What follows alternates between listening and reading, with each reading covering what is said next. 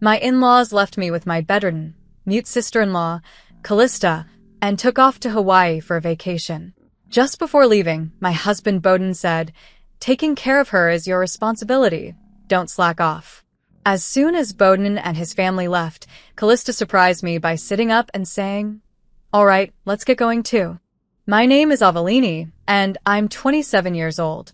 When I was younger, I had big dreams of becoming a pop star, but reality soon hit, and by the time I was in my late 20s, I had let go of that ambition.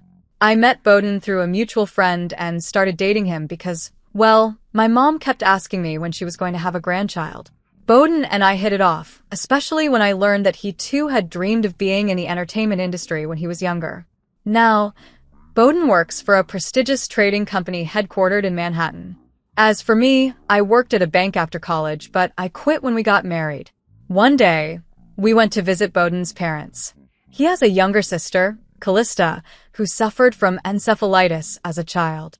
It started with what everyone thought was a regular fever, but when it didn't go away, the doctor diagnosed her with a brain inflammation caused by the flu. Sadly, by the time they realized it, it was too late. The fever had caused brain damage, leaving Callista unable to speak and bedridden. Since then, her mother has been her primary caretaker. Oddly enough, Callista and I got along well from the beginning. Although she couldn't speak, she used sign language to communicate, and after a while, I naturally learned it too. I remember one day, I playfully signed to her. "We're like best friends who've known each other forever, right?"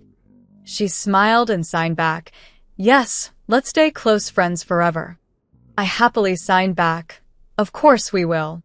But her mother, my mother-in-law, was the total opposite of Callista. She was always sarcastic and critical of me. We lived in a condo about 30 minutes away from Bowden's family home, but that didn't stop my mother-in-law from dropping by unexpectedly. Each time she visited, she would find something to criticize. "Botany's shoes are a mess. You know, a man's shoes say a lot about his job. It's your duty to make sure they're clean," she'd scold. For some reason, she always called him Botany, like he was still a child. "Make sure you fold the laundry neatly. If you don't, Botany will be in a bad mood. And remember, never go to bed before Botany, even if he says it's okay." Bowden, when we were dating and even in the early stages of our marriage, was kind and considerate. If I wasn't feeling well and asked to eat out, he would agree without hesitation. If I had my eye on a designer handbag, he'd surprise me with it a month later. But about a year into our marriage, Bowden started to change. Or maybe he just went back to how he truly was. He started coming home late, reeking of alcohol. He claimed work was keeping him busy, even on weekends, and stopped inviting me to visit his parents' house with him, which I found strange. One day, I confronted him. "Bowden, you've been so distant lately. You barely talk to me anymore. It feels like you're not the same person." He glared at me for a second, then coldly replied, "That's not true. You're overthinking things." I wasn't about to let it go that easily. "I don't think I am. You've changed, Bowden." But he shut the conversation down with, "Stop bringing this up." Then he walked away, leaving me standing there, confused and hurt. So when Bowden suddenly announced one day, "I'm going to my parents' house this Sunday. What are you going to do?" I was surprised. He had been going there alone for months. I quickly asked, "Can I come too this time?" He sighed and said, "That's why I'm asking." Of course, I jumped at the chance to go. "I'd love to. I've missed Callista." Bowden didn't seem too thrilled about that, and I noticed a faint grimace when I mentioned his sister. "Yeah, you and Callista seem to get along really well, huh?" he said. "We do. It feels like we've been best friends forever," I replied, trying to lighten the mood. On Sunday, we made the drive to his family's home in Nebraska. We even stopped at a bakery to pick up some pastries for his mother. She was always hard to please, but pastries usually did the trick. When we arrived, Bowden's mom greeted us, her face scrunched up the moment she saw me. Clearly not happy I had come along. "Mother-in-law, I brought some pastries for you," I said, handing them over. She grabbed the box, peeked inside, and with a dismissive tone said, "Oh, these again? They're getting boring, but if you insist, I'll have them." Her face then lit up, like a child getting a new toy. "Is father here?" Bowden asked, His dad was still working despite being quite elderly. No, he's at a meeting. Why, did you need something? She replied. Not really, just had something to talk to him about, Bowden answered. I hadn't heard anything about this conversation Bowden wanted to have with his father, so I asked, Did you have something important to discuss? Bowden shot me a look and said, It's none of your business. What do you mean? We're married. Of course, it's my business. I argued. But before Bowden could respond, his mother cut in. Exactly. If Bowden doesn't want to share something with you, then stop prying. Knowing it was pointless to argue with her, I kept quiet. Just then, Callista appeared at the doorway, and seeing Bowden, she smiled. Oh, Bowden, you're here? Bowden surprised me one day by suggesting a family trip to Hawaii. How about you, sis? He asked Callista, his bedridden and mute sister. She shrugged and replied, I'll pass. I don't have a passport. I was caught off guard. Bowden was always so tied up with work, so it was strange to hear him planning a vacation. Bowden, is everything okay at your job? I asked, still puzzled by the sudden plan. Everything's fine. I wouldn't be suggesting this if work wasn't going well, he replied, a little annoyed. His mother, who always seemed displeased with me, glared and added her 2 cents. You shouldn't meddle in Bowden's decisions. You're being too nosy. Then Bowden dropped a bombshell. Actually, Avelini, the real reason I brought you here is because I want you to take care of Callista while we're on vacation. I was taken aback for a moment, but quickly realized that staying with Callista would be much better than being stuck in Hawaii with my mother-in-law. Okay, I'll take care of Callista. I agreed, though it stung a bit that Bowden hadn't even considered me for the trip. But you didn't need to drag me here just to tell me that. Well, Bowden said, I figured if I told you in front of my mother, you'd be less likely to resist. He knew I would probably be upset about not going to Hawaii, and his mother would back him up if I tried to argue. It was clear they had planned this together, and I felt a bit cornered. After the conversation ended, I made my way to Callista's room. She was lying on the bed, but beamed when she saw me. It's been a while. How have you been? She signed to me. I'm good. I signed back. Bowden asked me to come over today, though it's strange because for months now, he's been visiting without me. Callista's face grew serious. My brother is always hiding something. He's never been the open type, she signed. She then mentioned how Bowden and the rest of the family were planning a trip to Hawaii. I'm staying behind, though, she added, with a grin that suggested she was perfectly okay with it. We continued chatting, and I enjoyed our time together.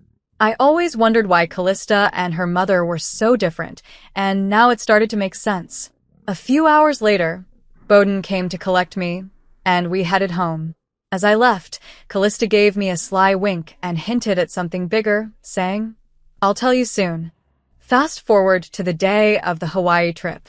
Bowden and I went to his parents' house, but while the rest of the family was packing for their flight, I was getting ready to stay with Callista for the week.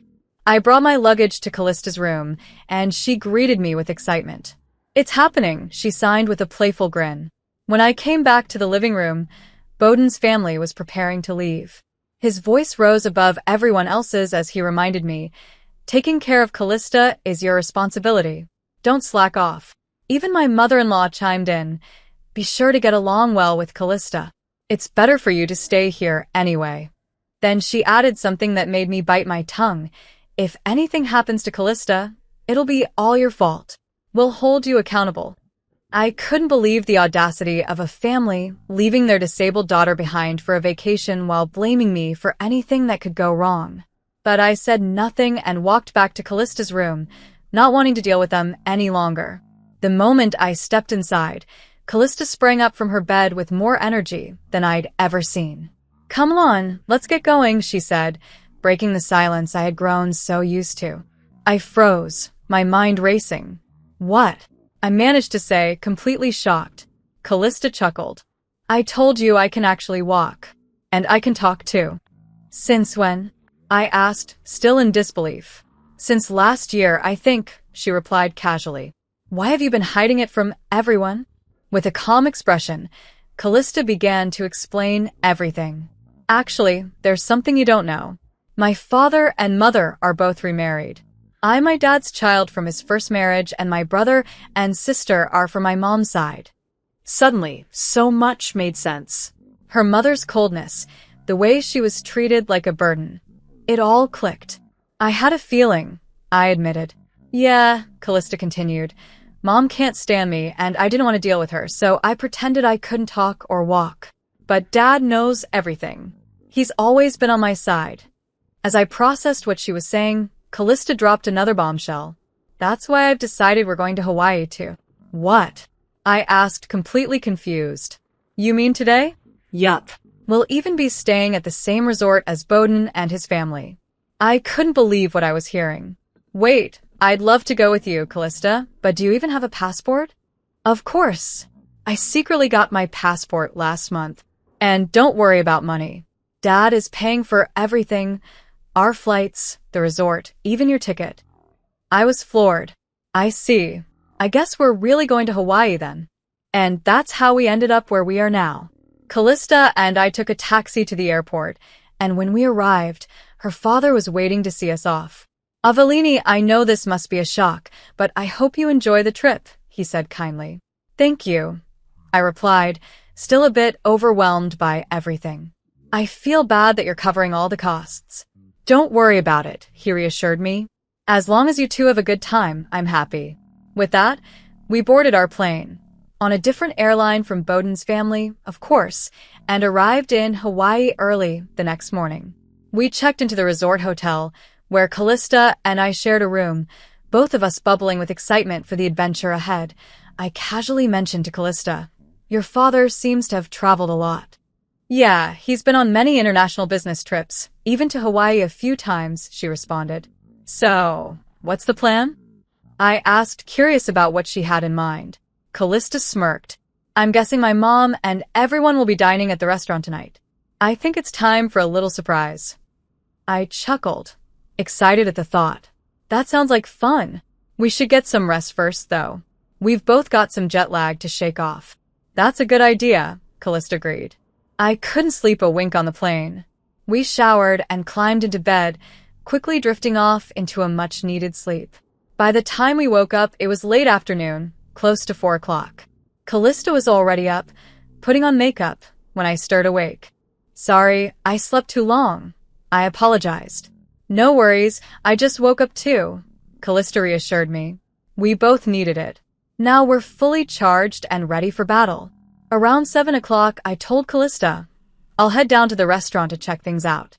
I snuck down to the restaurant, staying hidden in the shadows near the entrance as I scanned the room for Bowden and his family. There they were, sitting joyfully at a table in the far corner. I moved a little closer to get a better view and noticed something shocking. A young woman was with them, someone I didn't recognize. This woman wasn't there when they left Bowden's parents' house, and I nearly gasped aloud in disbelief. As I strained to hear their conversation, I could make out parts of what Bowden and my mother-in-law were saying. "I'm glad it's not that woman tonight," my mother-in-law muttered. "I really drew the short straw with her. She's tainted our family." Bowden's voice followed, dripping with disdain. "I want to divorce her and start over. I'll find a reason, and I'll squeeze every penny I can out of her." My mother-in-law added, "Even if you don't have a solid reason, we can fabricate one. She's such a bad match. I wish I could just throw her in the trash." They continued talking, and it was clear they were planning to rid themselves of me, all while celebrating with this mysterious woman. I fought the urge to confront them right then and there, and instead retreated back to our room, my heart racing with anger. When I got back, Callista looked up at me. That took a while. "What happened?" she asked, noticing my pale face. "I saw something shocking," I whispered, still processing what I had heard. "Bowden brought a woman I've never seen before, and they were talking about divorcing me." Callista gasped. "What? That's awful."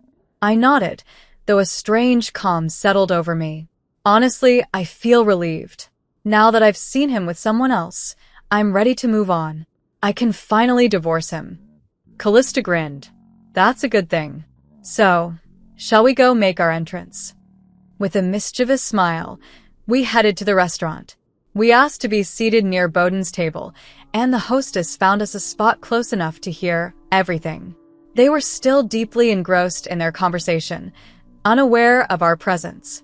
The insults about me continued, and I couldn't help but laugh bitterly at how endlessly they could badmouth me. Callista caught my eye and gave me a nod, our signal to begin the counterattack. I stood up and walked directly to their table, my voice loud and clear. "Are you all having a good time?" The shock on Bowden's face was priceless. His mouth dropped open, and my mother-in-law's eyes widened in disbelief. For a moment, they were completely frozen. Finally, my mother-in-law broke the silence. "What are you doing here? And how is Callista here, without a wheelchair?"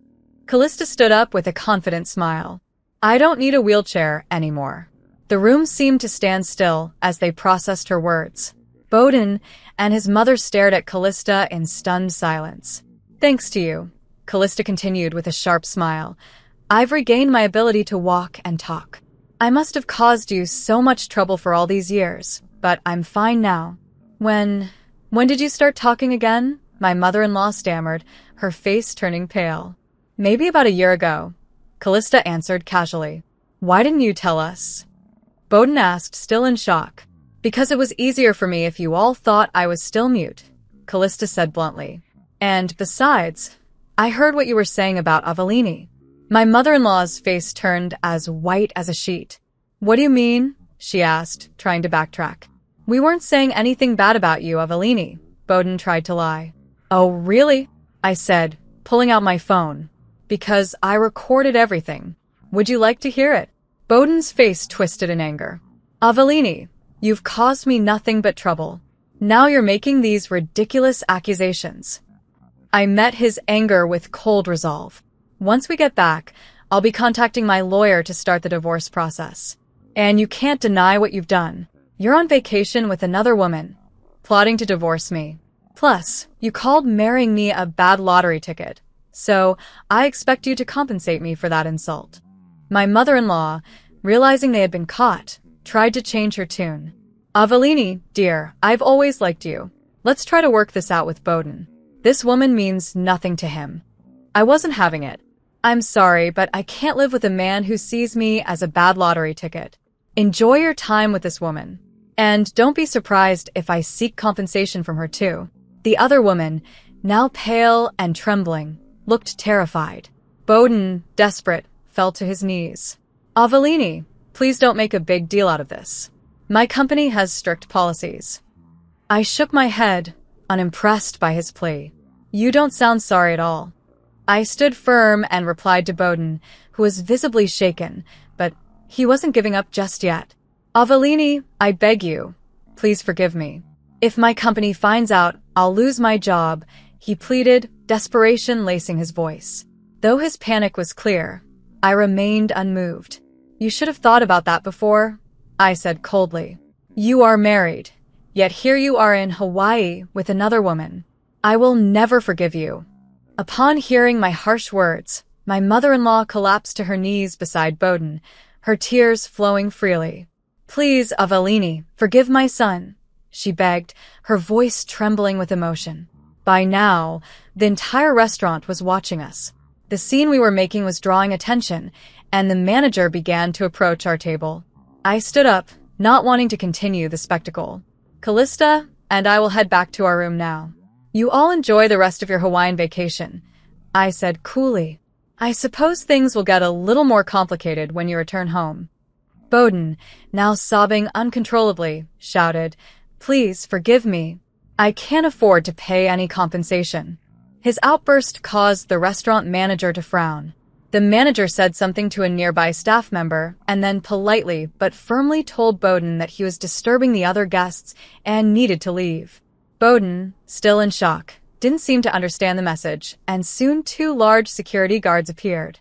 Without much effort, they hauled Bowden out of the restaurant. Though Bowden struggled and cried, he was no match for their strength. My mother-in-law and the other woman sat frozen, their expressions a mix of disbelief and embarrassment.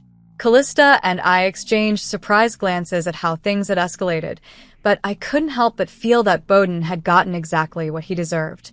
A week later, Callista and I returned home.